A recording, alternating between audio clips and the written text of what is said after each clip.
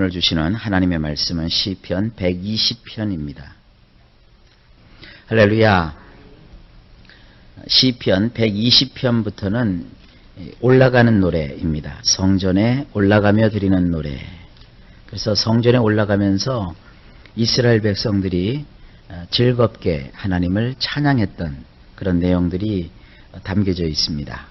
자, 그 내용을 보시면 올라가는 자들의 노래, 우리 성경엔 성전에 올라가는 노래라고 되어 있고요. 원문은 올라가는 사람들의 노래라고 되어 있습니다. 1절입니다. 내가 비통한 가운데 있을 때 여호와를 불렀더니 그분이 나에게 대답하셨도다. 우리 성경에는 환난이라고 되어 있는데 이게 내면적인 뜻입니다. 그래서 속에서 비통함이 있을 때 굉장히 어려운 일이 있고 또 그 어려운 일로 인해서 마음에 탄식함이 있을 때 그것을 우리는 비통이라고 하는데, 내가 비통한 가운데 있을 때 여호와를 불렀다라고 표현하고 있습니다. 하나님을 부르면 하나님께서는 여지없이 그에게 대답하시는 하나님이십니다. 불렀더니 대답하셨도다. 2절입니다. 여호와여, 나의 네페쉬를 거짓된 입술과 속임을 베푸는 혀에서 건져내소서. 아하, 1절에 이 사람이 왜 이렇게 비탄한 가운데 있었는지, 왜 그가 비통한 심정을 가지고 하나님을 부르짖었는지, 하나님을 불렀는지 하는 내용이 2절에서 유추될 수 있습니다.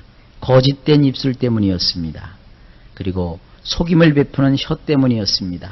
거짓말, 그리고 속이는 말, 이것으로 인해서 나의 네페시가 지금 비통한 가운데 빠졌다는 거예요. 나의 삶 속에 거짓과 속임을 통하여서 큰 어려움에 처해 있다는 거예요. 그래서 하나님을 바라보며 하나님을 불렀다는 것입니다. 그러자 이제 3절입니다.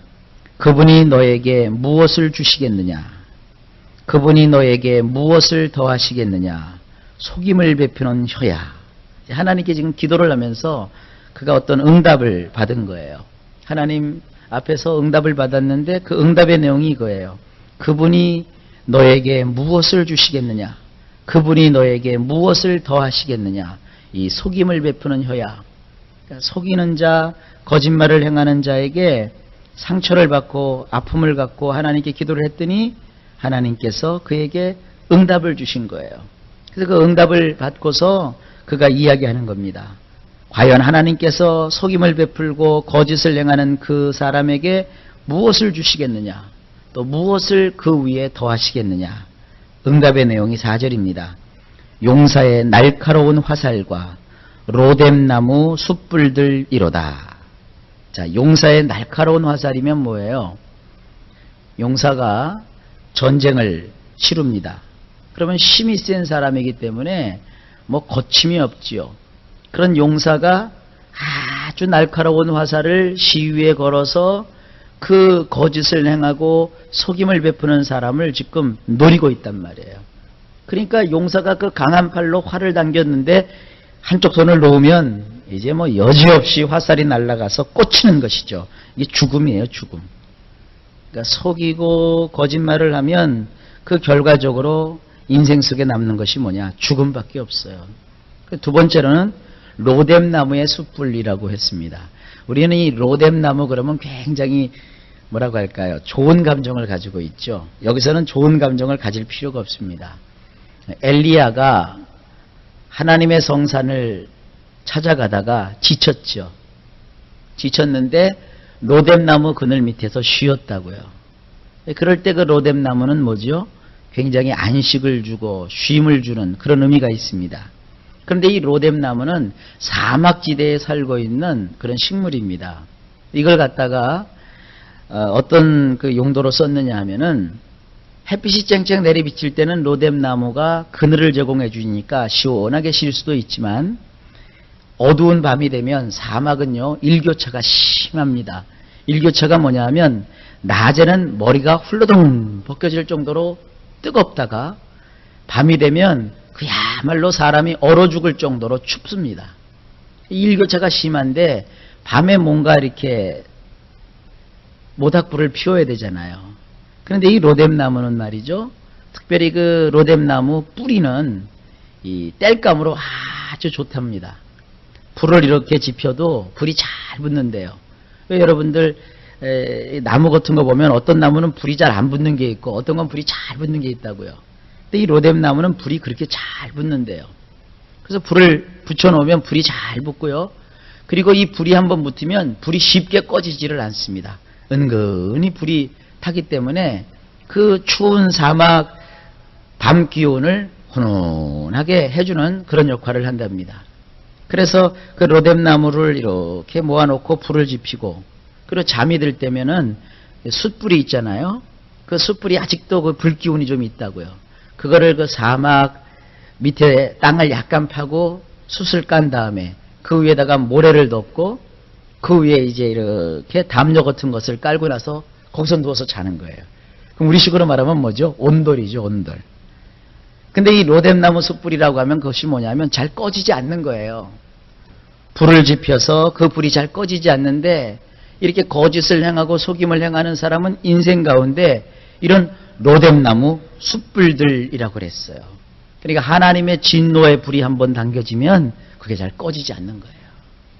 그래서 속임을 베풀고 거짓을 베푸는 자가 하나님의 신실한 사람들을 이렇게 넘어뜨리려고 왔다가도 그들이 넘어지는 게 아니라 자기들 인생이 불이 붙어요. 그리고 자기들 인생이 불이 붙어가지고 그게 꺼지지를 않아요. 이게 불이 붙었다가도 금방 꺼지면 좋은데 이게 숯불이 되고 그 숯불도 아주 그냥 꺼지질 않아요. 그리고 완전히 로뎀나무 숯불이 다 타버리면 흔적도 없이 회색빛이 되어서 재가 돼서 확 날아가 버립니다. 그러니까 속이고 거짓을 행하는 사람은 남는 것이 아무것도 없다는 얘기예요. 굉장한 응답이죠. 그 다음에 5절입니다. 메색에 머무르며 계달의 텐트들 가운데 거하는 것이 나에게는 화로다. 이 메색이라는 것은 한 지명 이름이기도 하지만 그 단어 뜻을 보면 메색이라는 말은 뽑아낸다라는 뜻입니다. 뽑아낸다. 이렇게 잡아가지고 송두리째 뽑아내는 걸 메색이라고 하고요. 그 다음에 계달이라는 말은 말이죠. 어둡다, 캄캄하다 이런 뜻을 가지고 있는 단어입니다. 자, 그렇게 한번 적용을 해서 한번 봅시다. 뽑아내다. 이 뽑아내는 곳에 머무르며 그 다음에 어두운 텐트들 가운데 거하는 것이 나에게는 화로다. 자, 보세요. 지금 1절에 보면 비통함 가운데 있죠. 그가 왜 비통함에 처했죠? 거짓말과 속임을 베푸는 혀 때문에 그가 비통함 가운데 있었어요. 근데 이 비통함 가운데 있는 것을 이 5절에서는 어떻게 표현합니까? 인생이 뽑히는 거예요. 여러분, 거짓 때문에 속임 때문에 시달림을 받으면 우리의 인생이 어떻게 돼요? 뽑히죠. 살 의욕도 또 뭔가 하고 싶은 의욕도 또 무언가를 이루고 싶은 그런 열정도 다 뽑힌단 말이에요. 인생이 뽑히게 된다고요.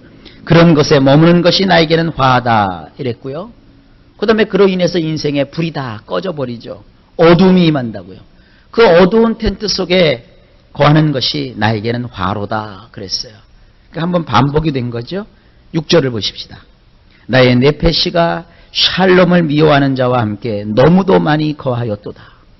그 가운데서 나의 네페시가 2절에 보면 여호와여 나의 네페시를 거짓된 입술과 속임을 베푸는 혀에서 건져내소서 그랬는데 지금 이 6절에서는 그걸 다시 한번 반복하는 거예요.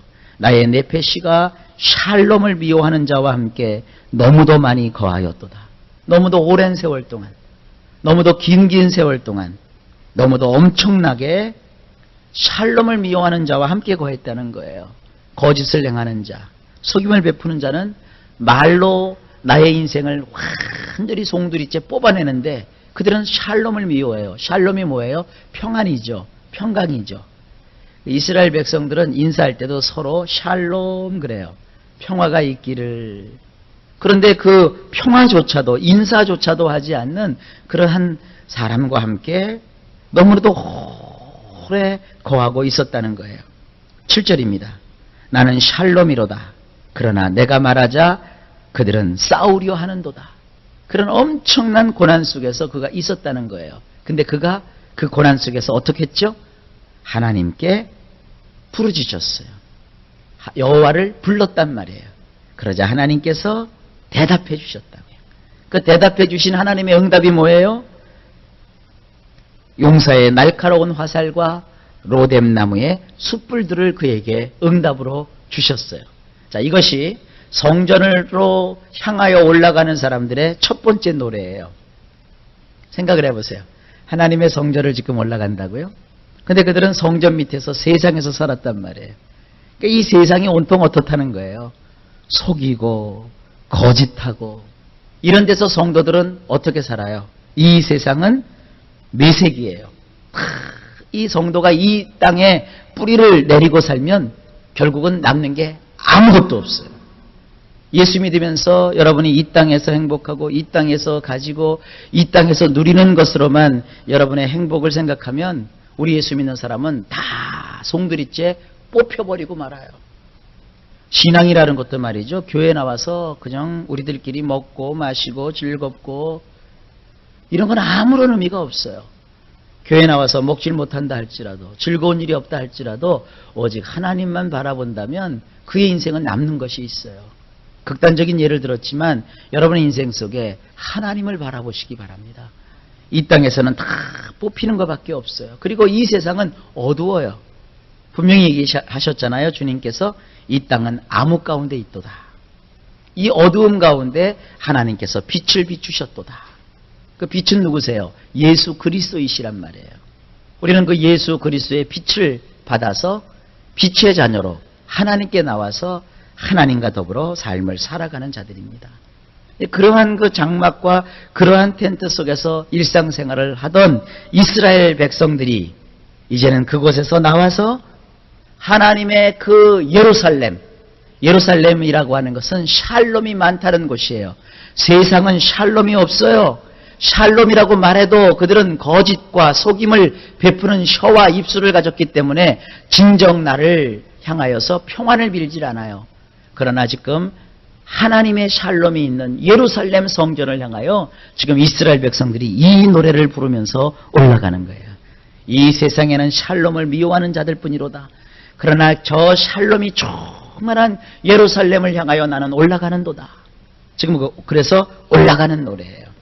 그러니까 어떤 특정한 사람이나 특정한 일이 나를 이렇게 괴롭혔다라는 그런 말씀보다는 성전으로 올라가는 노래이니까 이 세상 자체가 속임과 거짓으로 충만하고 이 세상을 향하여 하나님께서는 용사의 날카로운 화살로 그들을 다 심판하실 것이고 그리고 이 세상을 로뎀나무의 숯불처럼 다 불타서 다 사라지고 말 것인데 여기에 내가 연연하지 않고 하나님을 향하여 내가 한 걸음 한 걸음 지금 나아갑니다 하는 노래가 바로 이 시편 120편에 올라가는 자들의 노래입니다.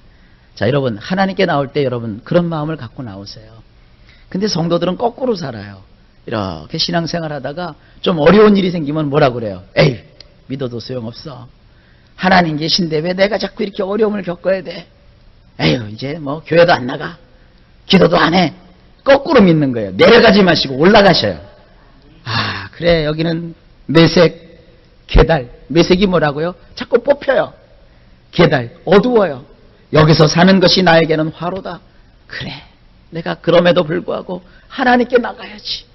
하나님만이 나의 소망인데 내가 하나님께 기도하고 하나님은 나를 정말로 평안을 주시는 하나님인데 나도 올라가야지 하고 하나님을 향하여 올라가는 그런 신앙을 가지시길 주님의 이름으로 축복합니다. 너무도 많은 사람들이 신앙을 가지지 않고 있어요.